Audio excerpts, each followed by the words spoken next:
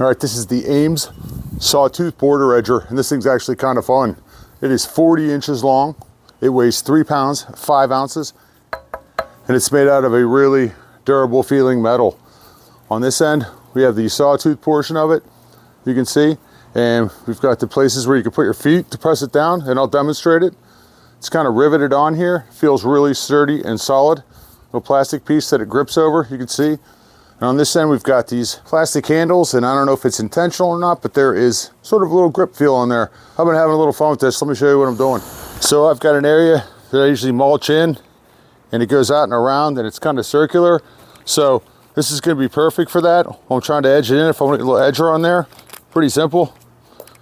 Just press it down, roll it through, and it cuts really good. Every year in the winter time, the water kind of runs over these blocks and covers them up a little bit.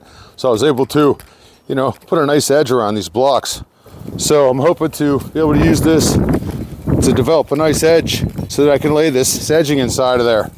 And I think this is going to work great. It's so easy to use. Look at that. I think it works great. It feels great. It's just the right weight for me, and it's just the right size. And it's actually kind of fun.